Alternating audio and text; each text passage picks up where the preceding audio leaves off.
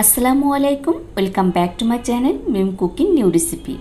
Biscuit আর ডিমের সাথে ঘরে থাকা আরও কিছু সহজ উপকরণ দিয়ে এত সহজেই যে ভীষণ মজার একটা ডেজার্ট তৈরি করা যায় তা বাসায় ট্রাই না করলে বুঝতেই পারবেন না। এই ডেজার্টটা দেখতে এবং খেতে অনেকটা পুডিংয়ের মতো। রেসিপিটা ভালো লাগলে ভিডিওতে একটি লাইক আর চ্যানেলটা সাবস্ক্রাইব করে পাশেই থাকবেন। এই বিস্কুট পুডিং তৈরি করার জন্য এখানে আমি 15 পিস এনার্জি বিস্কিট নিয়েছি। এখন এর মধ্যে 2টি ডিম দিয়ে দিচ্ছি আর 1 কাপ দুধ দিয়ে দিচ্ছি।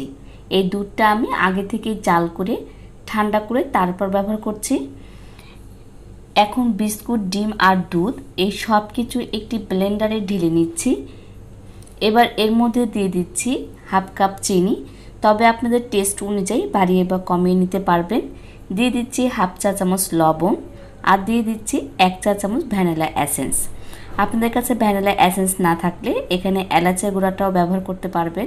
এখন ব্লেন্ডারের ঢাকনাটি আটকে ব্লেন্ড করে নিচ্ছি। যাদের কাছে ব্লেন্ডার নেই তারা ডাল ঘুটনি দিয়ে খুব ভালোভাবে ঘুটে এই মিশ্রণটি তৈরি করে নিতে পারবেন। এবার পুডিংয়ের জন্য ক্যারামেল তৈরি করে নিব। সেই জন্য একটি ফ্রাই প্যানে 3 টেবিল চামচ চিনি দিয়ে চুলার হিটটা প্রথমে মিডিয়ামে রেখে ক্যারামেল তৈরি করে নিতে হবে।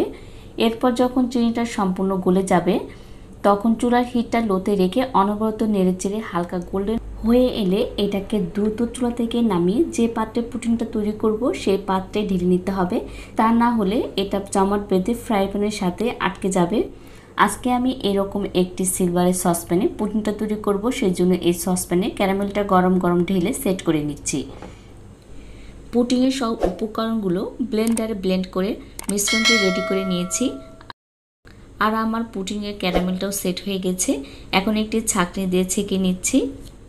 এতে করে এর মধ্যে কোনো লাম্পস থাকবে না, স্মুথ একটি পুডিং তৈরি হবে। এবার এর উপরে একটি ঢাকনা দিয়ে ঢেকে চুলায় চলে যাচ্ছি। চুলাতে একটি হাঁড়ি বসিয়ে তাতে পানি দিয়ে পুডিংয়ের হাঁড়িটা বসিয়ে দিচ্ছি। আর হাঁড়িতে পানি এমনভাবে দিতে হবে যাতে করে সসপ্যানে অর্ধেকটা পানির মধ্যে ডুবে থাকে। এবার এর উপরে একটা ভারী কিছু দিয়ে দিচ্ছি যাতে করে পানি বলক আসলে সসপ্যানটা নড়াচড়া করতে না পারে। এবার 40 মিনিট বেক করে নিতে হবে। 40 মিনিট পর দেখুন এটা হয়ে গেছে। এবার একটা কাঠি দিয়ে চেক করে নিচ্ছি। এবার এটাকে ঠান্ডা করে একটি নাইফের সাহায্যে 4-5টা আগলা করে মোল্ড আউট করে নিচ্ছি। দেখেন এটা কত সুন্দর আর পারফেক্ট হয়েছে। এটা দেখতে সাধারণত আমরা যে পুডিং তৈরি করে থাকি তার চেয়ে একটু বেশি মজার হয়ে থাকে। আপনাদের কাছে আজকের রেসিপিটা কেমন লেগেছে তা অবশ্যই কমেন্ট করে জানাবেন। যারা এখন আমাদের চ্যানেলটি সাবস্ক্রাইব করেনি প্লিজ আমার চ্যানেলটি সাবস্ক্রাইব করে ফেসবুক পেজটা ফলো করতে পারেন।